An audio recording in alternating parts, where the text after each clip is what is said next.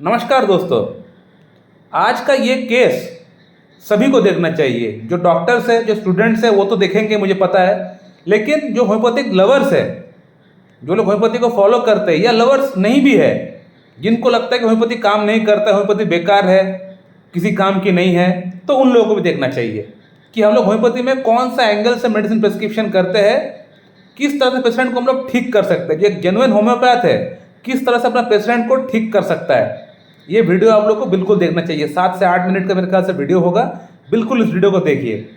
ये जो आप पेशेंट का स्क्रीनशॉट देख रहे हैं, इस पेशेंट को बेसिकली 5-6 समस्या डेवलप हुआ है। बेसिकली प्रॉब्लम यही है कि इनको इरेक्टाइल डिस्फंक्शन का प्रॉब्लम है, मॉर्निंग इरेक्शन ठीक से नहीं आता है, एंकोलाइजिंग स्पॉन्डिलाइसिस का प्रॉब्लम है, गर्दन में पेन होता है, दर्द होता है, हाथ पैर में जलन होता है, घर से बाहर जाने का मन नहीं करता है, एंजाइटी डेवलप हो चुका है, एंजाइटी न्यूरोसिस जिसको हम लोग बोलते हैं। साथ ही साथ नींद इनको नहीं आता है, सोने का मन नहीं करता है, रात को नींद नहीं आता है और चक्कर भी इनको आता है। तो ये तमाम समस्याएं इनका अंदर थी नहीं इससे पहले, ये अचानक डेवलप हुआ है पिछले 2 महीने में। एक्चुअली ये पेशेंट किसी अपना फ्रेंड जो कि अस्पताल में एडमिट था, उसको देखने के लिए वो गया था। उसको देख के वो रिटर्न आ ही रहा था। देख के रिटर्न आते वक्त इनका आंख के सामने कोई एक नौजवान का एक्सीडेंट हो गया और उस एक्सीडेंट में उस व्यक्ति का मृत्यु हो गया। और ये एक्सीडेंट उसका आंख के सामने सब कुछ घटा, ब्लड वगैरह सब कुछ देखने के बाद उनसे सहन नहीं हुआ। उनको वहीं पर चक्कर जैसा फील होना स्टार्ट हो गया, उल्टी जैसा आना स्टार्ट हो गया। उसको वो देख के विचलित होना उसका मन स्टार्ट हो गया। वो घर वापस आने लायक नहीं थे ये पेशेंट। किसी प्रकार घर तो वो आ गया, लेकिन वो इंसिडेंट को अपना आंख के सामने देखने के बाद से ही इनका अंदर रात का नींद गायब हो गया। इनको भूख प्यास सब लगना बंद हो गया। इनका गर्दन में पेन, जो स्पॉन्डिलाइसिस का जो पेन है, वो स्टार्ट हो गया। ये अक्सर होता है डोपामाइन घट जाने के कारण से। डोपामाइन जो हार्मोन है, ये हमें रिलैक्स फील कराता है, अच्छा फील कराता है। एंडोमॉर्फिन जो हार्मोन है, अच्छा फील कराता है। ये घट जाता है तभी इस तरह का कंडीशन डेवलप हो जाता है हमारा अंदर। तो इस पेशेंट का अंदर अब जीने का मन नहीं कर रहा है, कुछ भी अच्छा नहीं लगता है। इनका शादी सामने होने वाला है, आज से 4-6 महीना बाद शादी है। इस बात को सोच सोच के और वो परेशान हो रहा है कि मेरा शादी सामने है, मैं कैसे शादी करूँगा। जो फियांसे उससे बात तक करना बंद कर दिया है, उसको बात करने भी मन नहीं करता है। यानी जो कंडीशन डेवलप हो गया है, उसको देख के ये डर गए हैं। एलिमेंट फ्रॉम फ्राइट आफ्टर हम लोग रूब्रिक इसका देखेंगे कि वहाँ कौन कौन सी मेडिसिन है। वहाँ बेसिकली जो मेडिसिन का नाम दिया गया होगा वो है aconite, ignatia, natrum mur, lycopodium, phosphorus, acid phos, opium, silicea, sepia. इस तरह के मेडिसिन वहाँ बिल्कुल होगी, मुझे पता है। लेकिन इस पेशेंट को जो मेडिसिन मैं प्रेस्क्राइब किया हूँ वो है मेडोराइनम। आज से 2 महीना पहले इस पेशेंट को मैं मेडोराइनम प्रेस्क्राइब किया था 0/1, 2, 3, 4।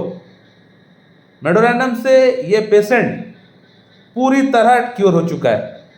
जो इनका अंदर जो डर था, जो फ्राइड था, वो फ्राइड पूरी तरह घट चुका है। सब कुछ अब बेटर फील होना स्टार्ट हो चुका है। हाथ पैर में जलन कम हो गया है, सर दर्द कम हो चुका है, रात को नींद आ रहा है, गर्दन का दर्द कम हो गया है, चक्कर नहीं आता है। यानी पहले की तरह जो लाइफ जो था वो अब फिर से दोबारा आना स्टार्ट हो चुका है। पेशेंट का फीडबैक आप पढ़ सकते हैं। पेशेंट ने क्या लिखा है, डॉक्टर साहब अब मैं बहुत बेटर फील कर रहा हूँ। पेशेंट ने खुद लिखा है। इरेक्शन भी आना स्टार्ट हो चुका है, मॉर्निंग इरेक्शन भी आना स्टार्ट हो चुका है। तो मेडोराइनम मैं क्यों प्रिस्क्राइब किया हूँ इस पेशेंट को, जबकि केंट रेपर्टरी में तो मेडोराइनम कहीं लिखा ही नहीं है। लेकिन मेरा प्रिस्क्रिप्शन था मेडोराइनम। ये मैं अभी आप लोगों को बताने वाला हूँ। ये मैं केंट रेपर्टरी आप लोगों के लिए खोल कर रखा हूँ दिखाने के लिए कि जिस गाइडिंग सिम्टम का, जिस एलिमिनेटिंग सिम्टम का मैं बात कर रहा था कि एलिमेंट फ्रॉम फ्राइट आफ्टर, यानी जो पेशेंट का लाइफ में जो घटना घटा, जो डर इस पेशेंट का मन में बैठ गया है, उसको ठीक करने के लिए, दूर करने के लिए कौन कौन सी मेडिसिन का हम लोग इस्तेमाल में रख सकते हैं, देख सकते हैं। तो वहाँ कौन कौन सी मेडिसिन है ब्लॉग लेटर में आप देख सकते हैं। जिन मेडिसिन का नाम मैं थोड़ी देर पहले आप लोगों को बताया, वही मेडिसिन का नाम यहाँ भी दिया गया है। एकोनाइट है, ओपियम है, नाइट्रम मूर है, लाइकोपोडियम है, फॉस्फोरस है, एसिड फॉस है, साइलेशिया है, पल्सटिला है। इसको छोड़कर और भी बहुत सारी मेडिसिन सेकंड ग्रेड में है, लेकिन मेडोराइनम का नाम कहीं भी नहीं है, ना फर्स्ट ग्रेड में ना सेकंड ग्रेड में। ऐसा इसलिए क्योंकि मेडोराइनम जो मेडिसिन है वो एक अंडररेटेड मेडिसिन है, और हो सकता है उस दौरान, उस समय जब केंट अपना रेपर्टरी बना रहे थे, हो सकता है उस समय मेडोराइनम का प्रूविंग ठीक से उस समय नहीं हो पाया था। मेडोराइनम का प्रूविंग जो है वो बाद में हुआ है बहुत ज़्यादा अच्छी तरह से, तो उस समय नहीं हो पाया था, इसीलिए उन्होंने केंट रेपर्टरी में, यानी केंट साहब अपने रेपर्टरी में नहीं डाला है, उसको शामिल नहीं किया है। लेकिन इस पर्टिकुलर रूब्रिक में मेडोराइनम जो है फर्स्ट ग्रेड मेडिसिन है, ठीक है ना।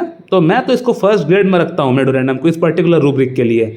और एक रूब्रिक है एलिमेंट फ्रॉम नॉइज आफ्टर, यानी बहुत सारे पेशेंट ऐसे होते हैं जिनको नॉइज़ बिल्कुल पसंद नहीं होता है, तो इस पेशेंट को भी नॉइज़ बिल्कुल अच्छा नहीं लगता। नॉइजी प्लेस, नॉइजी जगह पे जाने से इनको हाथ पैर कांपता है, डर लगता है। वो रूब्रिक में आप लोग को दिखाऊंगा थोड़ी देर में, आप देखते रहिए।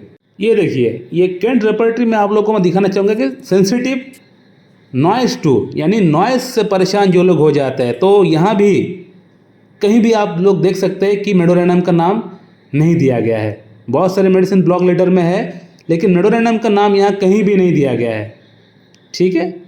लेकिन इस पर्टिकुलर रूब्रिक के लिए भी मेडोराइनम फर्स्ट ग्रेड में ही आता है। तो बड़े पिकुलर सिम्टम पेशेंट का अंदर मैच हुआ।